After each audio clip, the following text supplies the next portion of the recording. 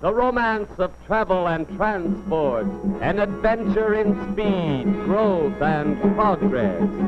Today, America is a nation on wheels, wheels that have rolled through wilderness and wasteland, leaving in their wake 1,000 cities and 10,000 towns. In 1673, a group of French voyageurs, Father Marquette and Joliet among them, reached the shores of Lake Michigan near the mouth of the Chicago River. These are the advance guard of transport, penetrating far into the Indian country. Heroically facing the unknown and the new, the white man is already pushing the frontier westward.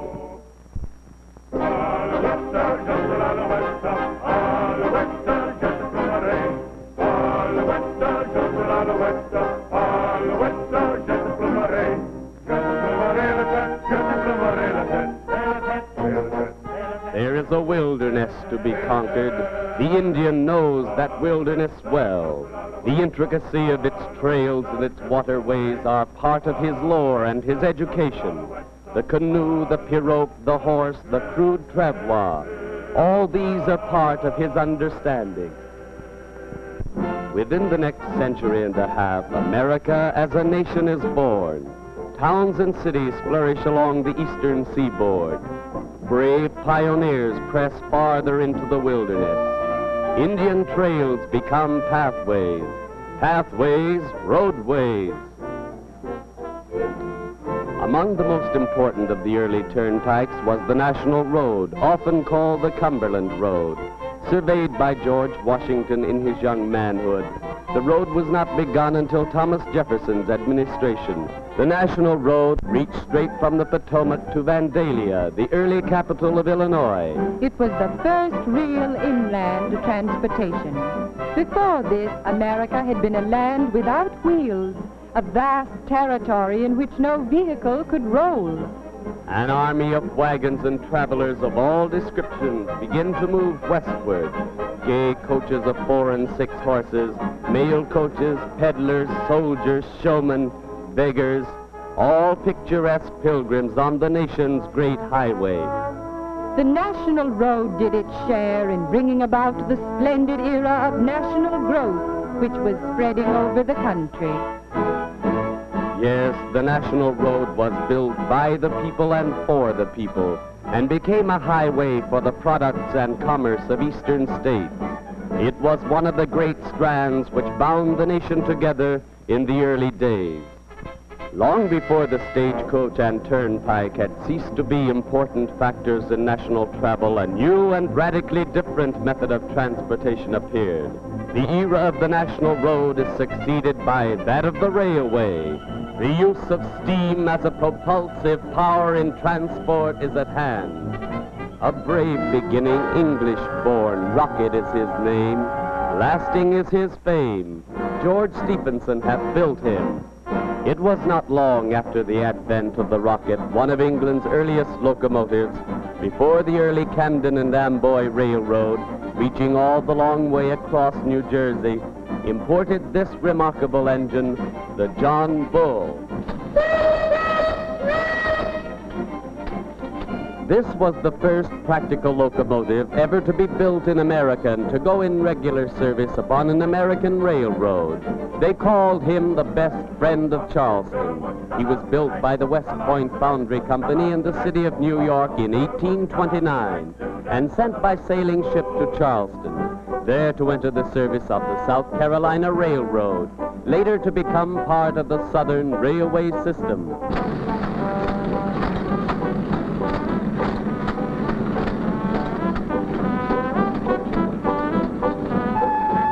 This DeWitt Clinton also was built at the West Point Foundry for the Mohawk and Hudson Railroad. the pioneer unit of the later New York Central system. These curious coaches were made by a Mr. Gould, master stagecoach builder of the old city of Albany.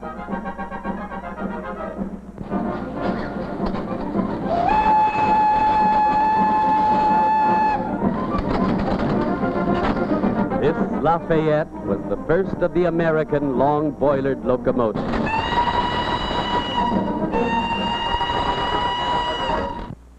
The year is 1829. This time we are on the tracks of the very early Baltimore and Ohio Railroad. This elderly gentleman, who is now alighting from his carriage, is Charles Carroll, who is prominent in the development of early rail transportation. Mr. Carroll said when he turned the soil for the laying of the first stone of this railroad, "I consider this among the most important acts of my life, second only to my signing of the Declaration of Independence." Here comes a quaint little engine called the Tom Thumb. And with it is Peter Cooper, the inventor of the Tom Thumb. Mr. Cooper has made this small engine out of odds and ends. Rifle barrels make good flues for his boiler. It is an odd contrivance, but it works. Mr. Stokes wagers his horse-drawn coach can go faster than the Tom Thumb. The race is on.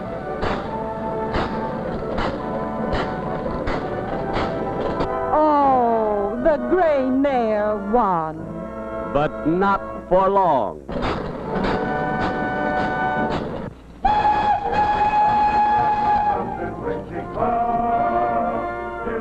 This, the Atlantic, built in 1832, was the last of the upright boilered engines. He went to work at once on the Baltimore and Ohio and was the first engine ever to enter the city of Washington. Oh, we'll all go out to meet her when she comes. We will kill the old red rooster, we will kill the old red rooster, and we'll all have chicken and dumplings when she comes.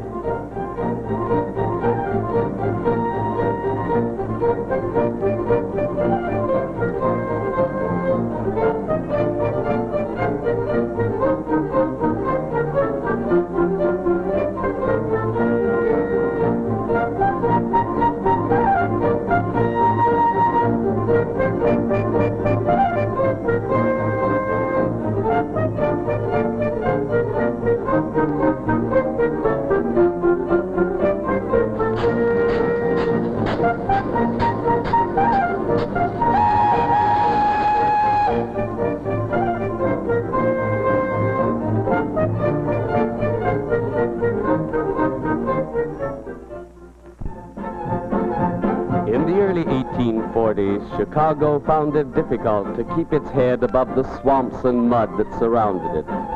Roads clutched at wagon wheels with black, tenacious fingers. Coaches struggled along hub deep, churning the pikes into quagmires.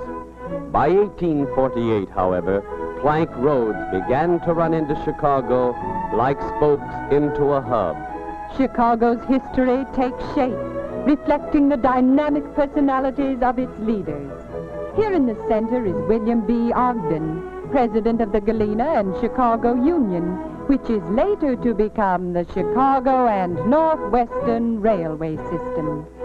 Alighting from the carriage are John Wentworth, eccentric politician, and Cyrus H. McCormick, blacksmith inventor of the newfangled reaper. These men focus their attentions on Chicago, and Chicago becomes the focal point of the nation, the future metropolis of the Midwest.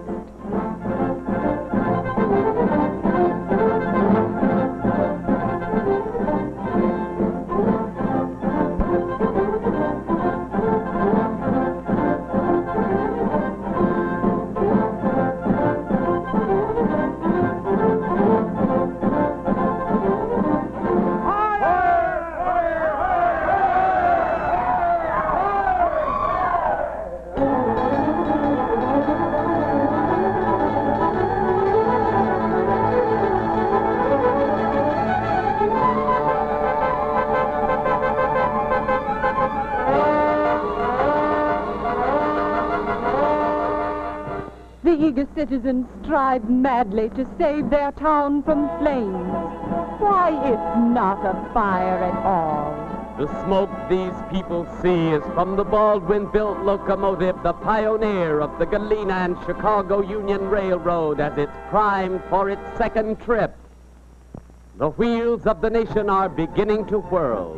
The Pioneer, a second-hand engine, on November 20th, 1848, ran 10 miles out to the Des Plaines River and hauled in a load of wheat. Chicago, as a railroad center, is born.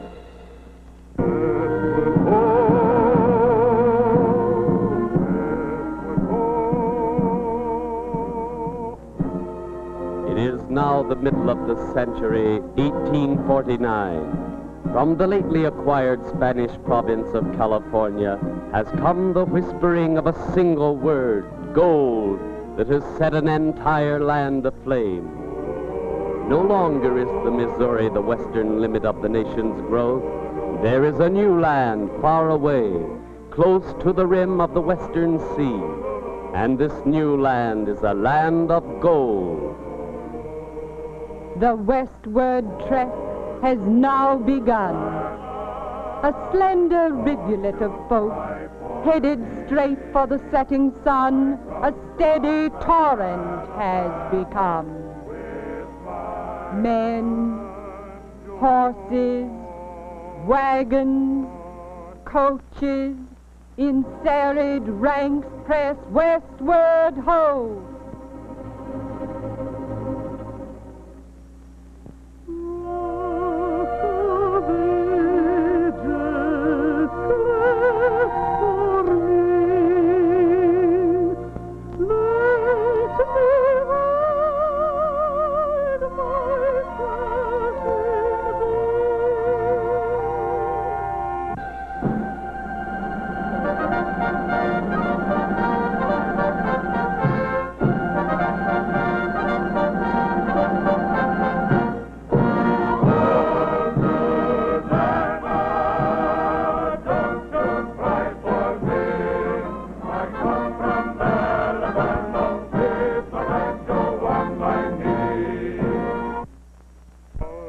Now the year is 1859, and one of the most romantic adventures of transport in America has begun.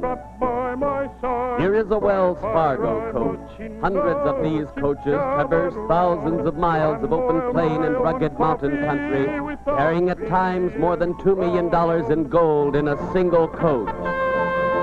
Oh, see these horsemen. Yes, this is the Pony Express.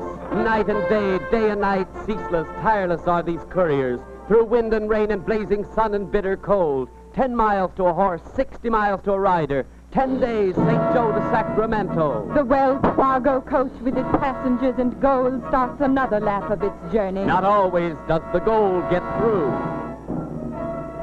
The ready gun and the fastest horses are the law of the overland trail.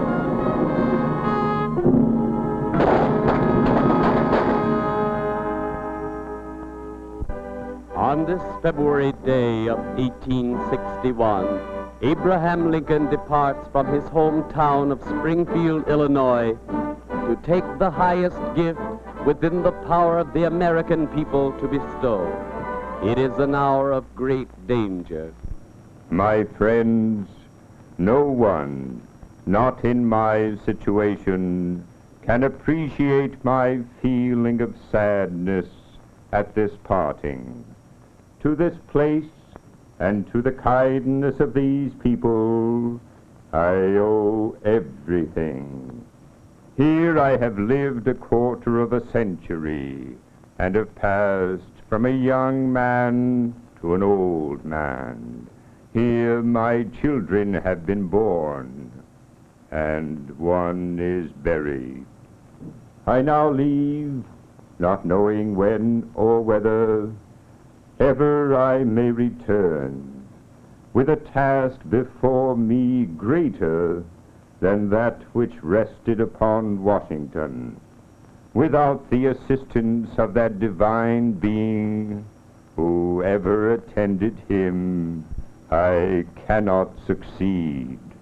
With that assistance, I cannot fail, trusting in him who can go with me and remain with you and be everywhere for good. Let us confidently hope that all will yet be well. To his care commending you, as I hope in your prayers you will commend me, I bid you an affectionate farewell.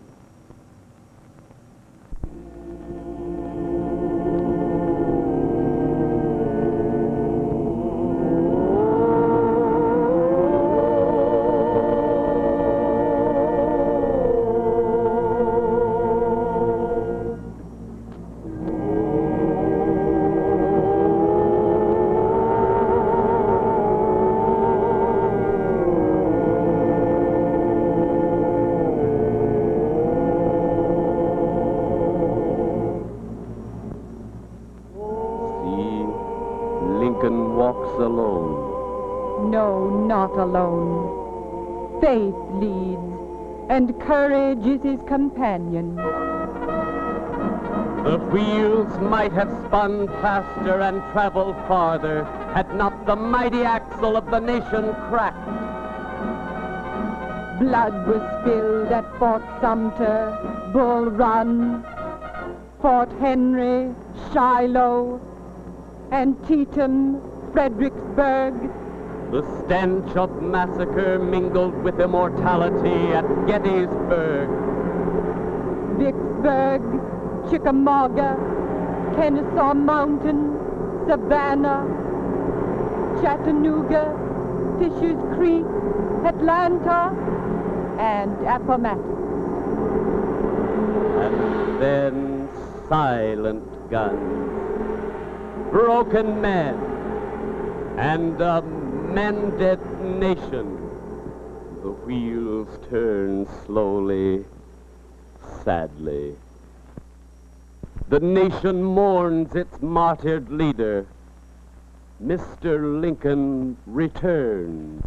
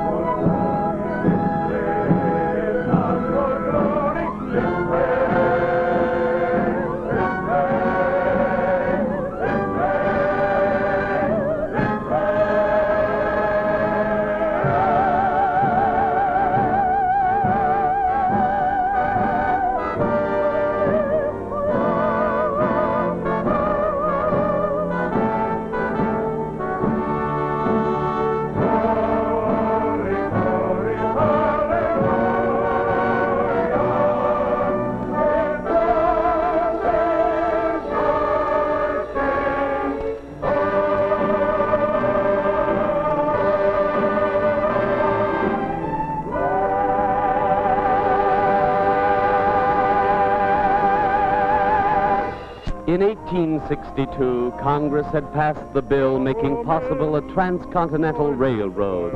This project of spanning our continent brings us to the land of the cowboy. As early as 1856, the Rock Island Lines built the first bridge across the mighty Mississippi, opening rail commerce to the west. Through the virgin prairie lands of the Sioux, the Kiowa, and Comanche, the railroad plodded its way westward.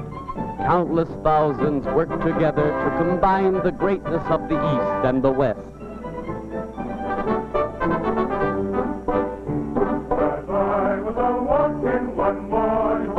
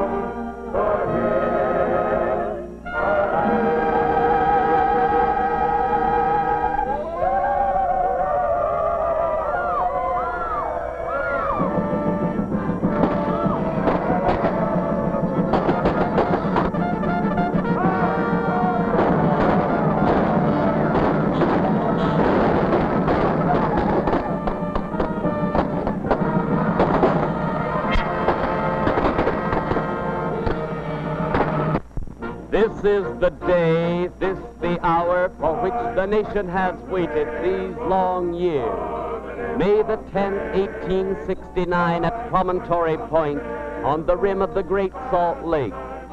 The war is past. Peace is erecting her own victories.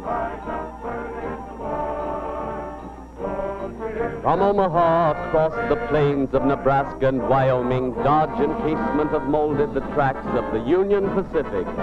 Meanwhile, the gentlemen from California with their Chinese and Mexican workmen have raced them with their Central Pacific toward this common meeting point. Now it is all but done.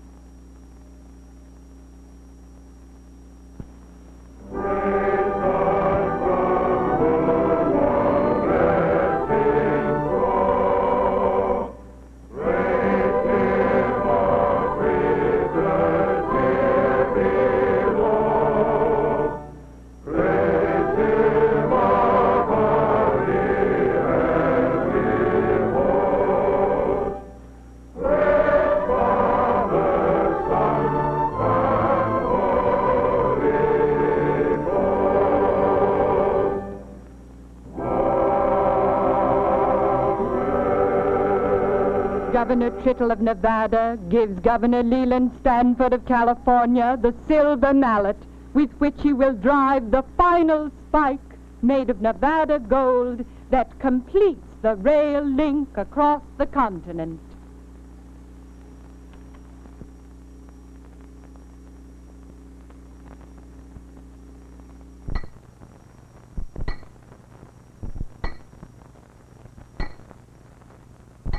It is done.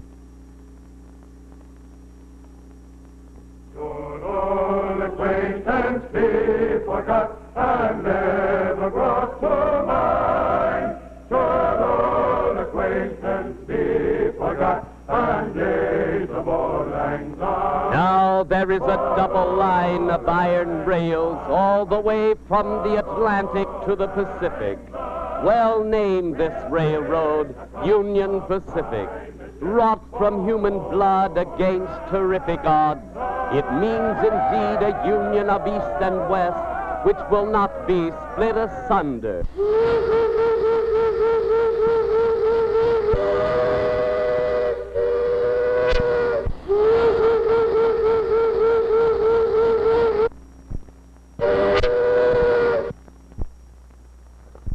The Denver and Rio Grande is pushing its rails through the Rockies, while from eastern Kansas, the Santa Fe is stretching its ribbons of steel south and west, beyond the Mesa Verde to the shadow of the Sangre de Cristo Mountains.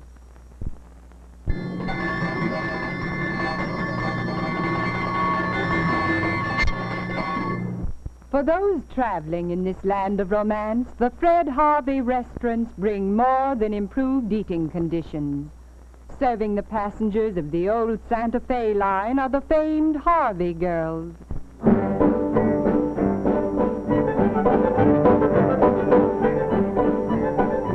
It is the heyday of the American farm. As the century draws to a close, the railroads of the Midwest become aware of the potentialities of the fertile lands they've been granted. Among those embarking on campaigns to attract the immigrants from Northwest Europe are the Milwaukee Road and the Burlington Line. These European immigrants came to furrow the plains of the upper Mississippi Valley, to till the lowlands that border the Red River into a bloom of prosperity. From the farms and villages of their rugged Northland, they have brought the colorful ways of their peoples. The American farmers welcome the newcomers, who are gradually absorbed into the life of the community, the life of a growing America. The old European traditions yield to the young and vigorous spirit of this new environment.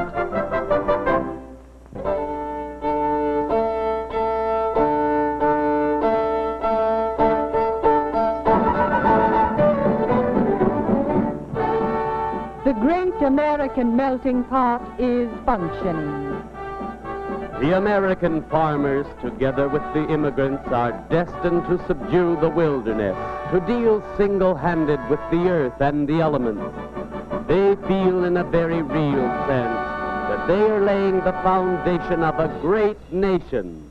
The scene now moves to the Midwestern Northland, handsome in their vastness, impressive in their strength. These big wheels, as they are known to the lumberjack, brought logs from the timberlands to the rails of the Northern Pacific, the first of northern transcontinental railroads. From this point, the sturdy Minnetonka carried the logs to sawmills, and on rails stretching ever farther forward, farmers, lumberjacks, immigrants, and leaders of American industry move in. This is James J. Hill, empire builder, creator of the Great Northern Railway System, a pioneer of lake and ocean transport. That is one of the Red River ox carts, which started Jim Hill on his way to fame and fortune.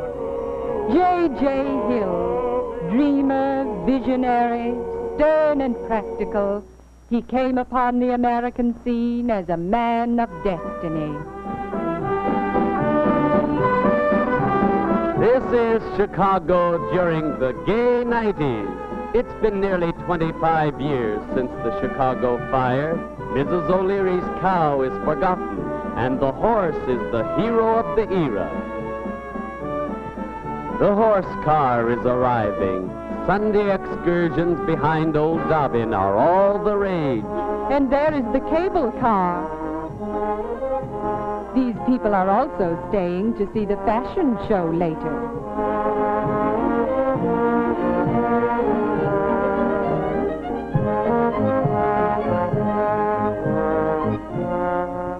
Here come the pedal pushers.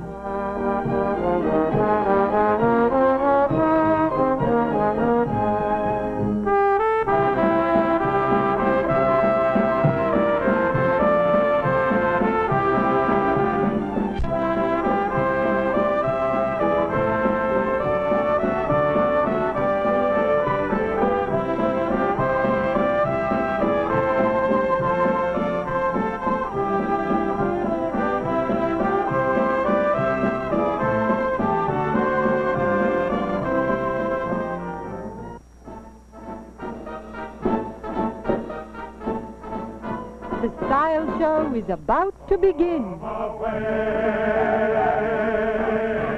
make no delay. The fields are gay, no longer stay. Then come away, make no delay. Here comes the famous 999, the fastest locomotive in the world, faster than anything else on wheels.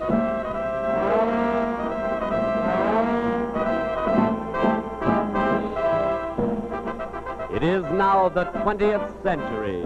These Chicagoans have arrived by horse-drawn tally-ho to take their first ride in a horseless carriage. The years have passed to the rhythm of chugging motors as American inventive genius is concentrated upon the automobile.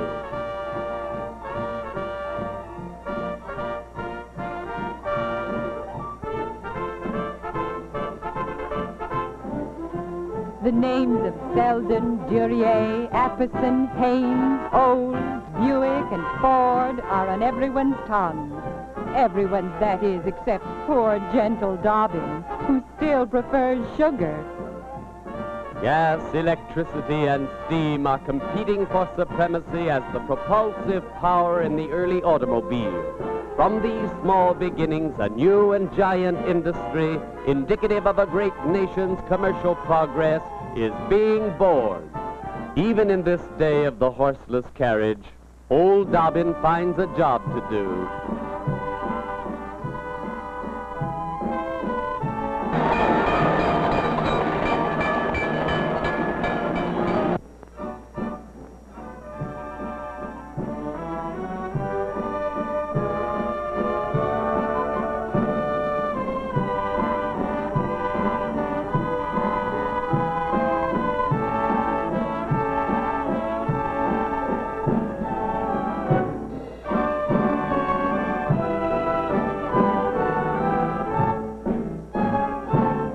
It was inevitable that the automotive vehicle would come to the road of steel. Today, the diesel-electric, offspring of the motor car and the iron horse, surpasses the power of its parents as an agent of transport. It is 1934, and the diesel has graduated from freight to passenger service. Nowhere today, from ocean to ocean, nowhere is there a frontier. Nowhere today are there vast stretches of wasteland or wilderness. The challenge of the horizon has been accepted. Its promise has been fulfilled. Modern transport has reached across a hemisphere to weld this land into a mighty nation. For a full century, railroads have forged our destiny in war and in peace. They have spanned a continent and united a nation. The romance of transportation, the adventure of speed and progress, is more than the history of America. It is the lifeblood of the nation.